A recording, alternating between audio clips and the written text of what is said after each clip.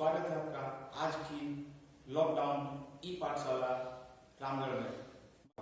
आज हम कक्षा 10 के अध्याय 1 गणित के अध्याय 1 वास्तविक संख्याओं के एक बहुत ही इंपॉर्टेंट टॉपिक अंकगणित की आधारभूत प्रमेय के बारे में चर्चा करें। अंकगणित की आधारभूत प्रमेय में कहती है कि प्रत्येक भाज्य संख्या को अभाज्य संख्याओं के गुणनखंड के रूप में व्यक्त किया जाता है। यह गुणनखंड अभाज्य गुणनखंडों के आने वाले क्रम के बिना अद्वितीय होता है। माना कि हम एक उदाहरण 210 लेते हैं। 210 एक भाज्य संख्या है, इसका हम अभाज्य गुणनखंड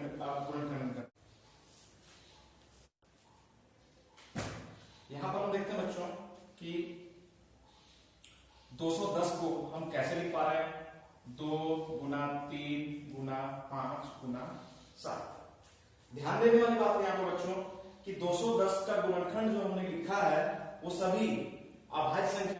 ध्यान देने वाली बात यहाँ पर बच्चों कि 210 का गुणनखंड जो हमने लिखा है वो सभी अभाज्य संख्या है। यहाँ पर देखिए 2 भी एक अभाज्य संख्या है, 3 भी अभाज्य संख्या है, 5 भी अभाज्य संख्या और 7 भी अभाज्य संख्या है। तो क्या हम इसको किसी दूसरे क्रम में भी लिख सकते हैं? लिखा जा सकता है।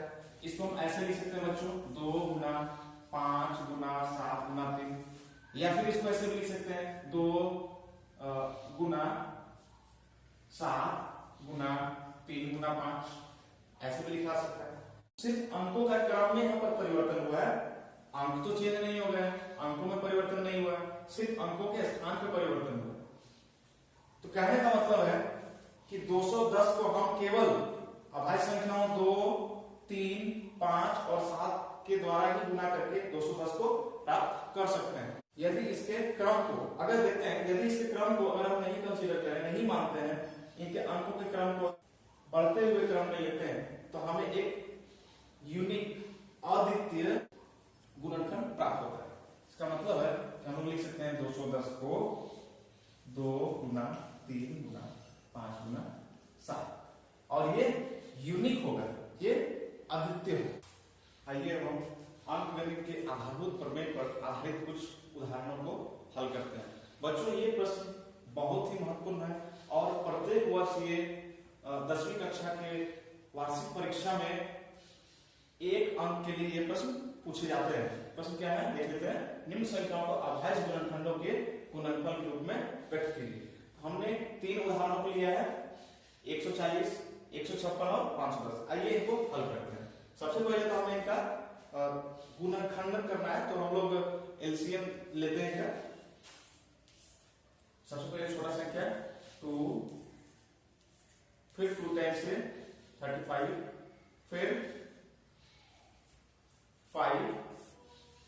इसका मतलब हम लोग 140 को कैसे लिख पा रहे हैं बच्चों? 2 गुना 5 गुना 7।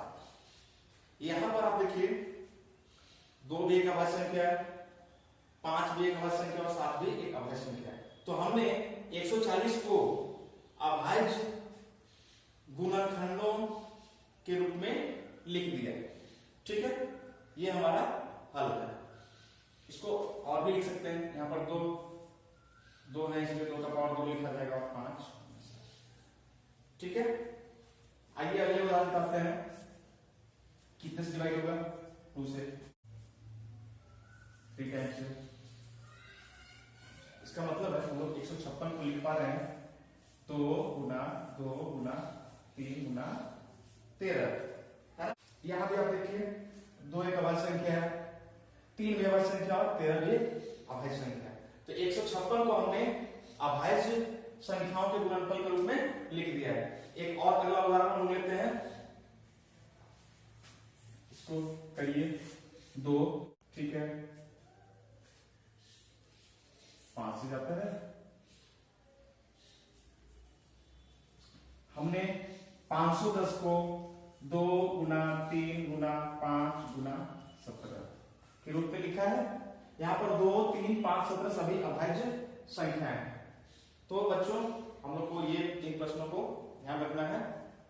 अब हम एक वास्तविक संख्याओं के एक महत्वपूर्ण टॉपिक परिमेय संख्याओं के दशमलव प्रसार के पुनर्गणन के बारे में हम लोग जानते हैं। सबसे बच्चों आप लोगों को पता है परिमेय संख्या किसे कहते हैं? परिमेय संख्या जिन संख्याओं को p बाई क्यू के रूप में लिखा जा सके, जहां q 0 नहीं हो, q नॉट इक्वल टू 0, तथा p तथा q पूर्णांक है, या फिर इसको लिख सकते हैं या तथा सअभाज्य है, को प्राइम नंबर्स होंगी, सअभाज्य है। उदाहरण के लिए 3/5, 1/2, 7/1, 15/1, ये सबको हम लोग लिख सकते हैं p बाई क्यू के फॉर्म में। तो ये सभी हमारी परिमेय संख्या है। अब देखते हैं परिमेय संख्याओं का दशमलव प्रसार किस तरह का होगा। परिमेय संख्याओं का दशमलव प्रसार बच्चों दो तरह का हो सकता है। पहला है हमारा शांत, दूसरा है अशांत। शांत कहने का मतलब है कि किसी भी दो परिमेय संख्याओं को अगर हम भाग देते हैं, विभाजित करते हैं, तो कुछ देर के बाद उनका जो विभाजन है वो रुक जाता है। जैसे 2 को हमने 5 से विभाजित किया तो 0.4 पर रुका, 13 को हमने 8 से विभाजित किया तो 1.625 और ये रुक गया। शांत मतलब हो गया टर्मिनेट हो गया। अब इस पे देखते हैं अशांत आवर्ती, जो शांत नहीं है, इसका मतलब ये कभी रुकेगा नहीं, इसका दशमलव प्रसार कभी रुकेगा नहीं। और आवर्ती मतलब रिपीट होगा, बार बार रिपीट होगा। देखते हैं 7 को अगर 9 से विभाजित करते हैं तो आता है 0.77777। यहां पर हम देख पा रहे हैं कि 7 बार बार रिपीट हो रहा है। और यहाँ पर फिर और उदाहरण लेते हैं अशांत आवर्ती का। 125 को 3 से अगर हम विभाजित करते हैं तो हमारा आता है 41.66666 और ये बहुत दूर इनफाइनाइट टाइम तक जाता है। तो हम देखते हैं कि ये सभी जो दशमलव प्रसार है इनका अशांत है और रिपीट कर रहा है, मतलब अशांत आवर्ती है। ठीक है बच्चों, अब हम लोग कैसे पता करेंगे कि कोई भी परिमेय संख्या शांत है या अशांत आवर्ती है। हम लोगों को बिना लघु विभाजन प्रक्रिया के ही हम लोग को पता कर लेना है कि कोई भी परिमेय संख्या कब शांत होगी और कब अशांत आवर्ती होगी। तो इसके लिए बच्चों कक्षा 10 की वास्तविक संख्याओं के चैप्टर में एक थ्योरम दिया गया है, उस थ्योरम का हम लोग करते हैं। उसके मदद से हम जानेंगे कि कब कोई भी परिमेय संख्या शांत होगी या फिर अशांत आवर्ती होगी। माना कि PQ एक परिमेय संख्या है, Q 0 नहीं होगा, है ना। स्थिति 1 पर आते हैं। यहाँ पर दो स्थितियां हो सकती है। स्थिति 1, यदि Q बराबर 2n into multiplied by 5n, अगर Q को 2 का पावर m और 5 का पावर m के रूप में लिखा जा सके, जहां m तथा m ऋणात्मक पूर्णांक है।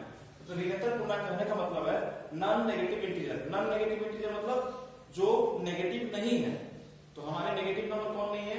1 2 3, लेकिन 0 ना तो एक नेगेटिव इंटीजर है ना ही पॉजिटिव इंटीजर, इसलिए नॉन नेगेटिव इंटीजर में हम लोग 0 को शामिल करेंगे।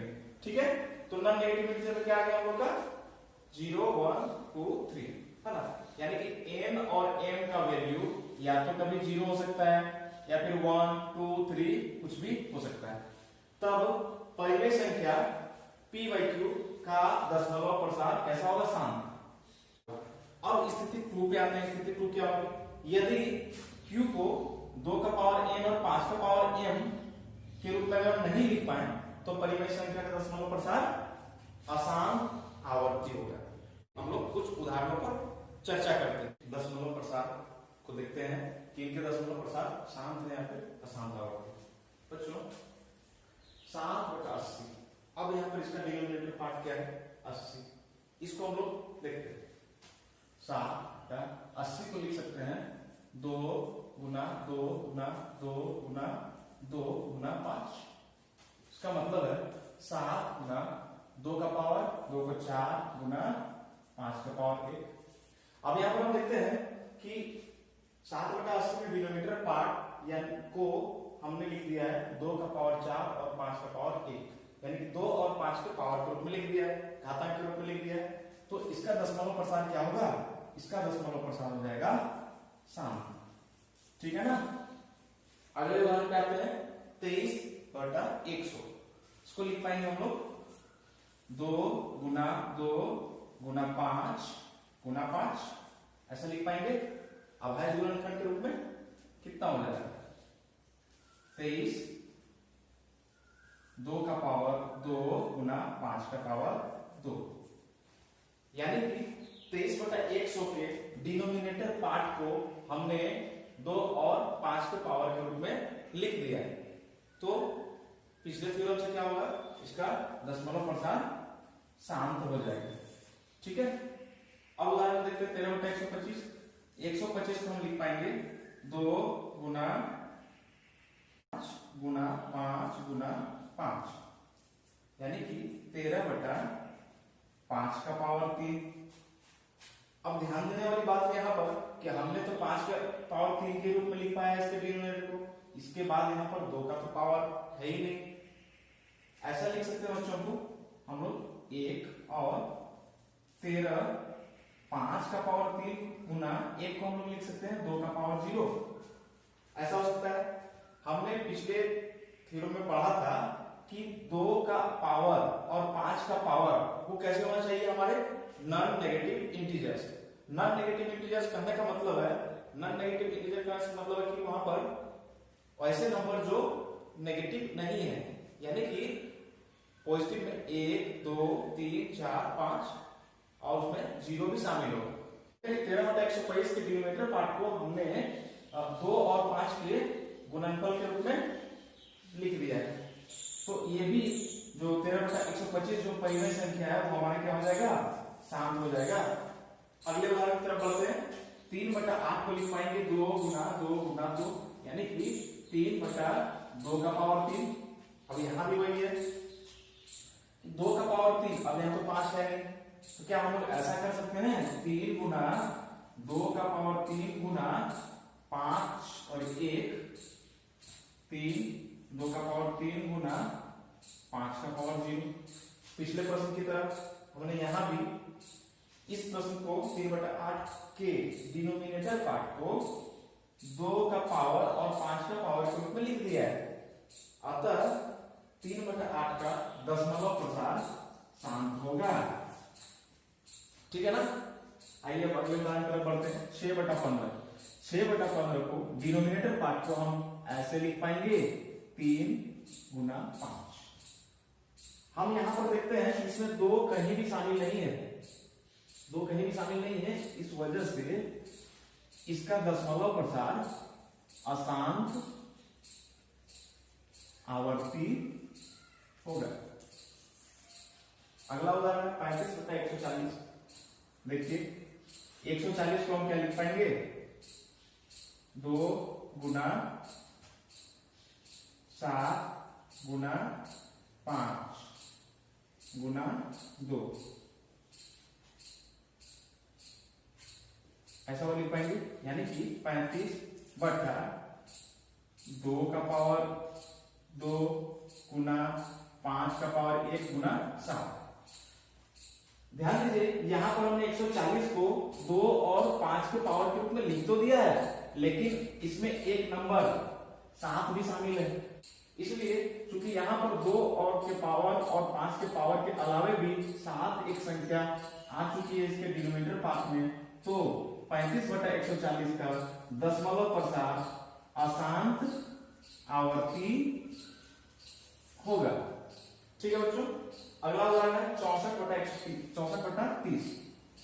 64 इसका डिनोमिनेटर पार्ट को हम लिख सकते हैं 2 गुना 3 गुना 5। इसको देख लीजिए 64 2 का पावर 1 गुना 5 का पावर 1 गुना 3।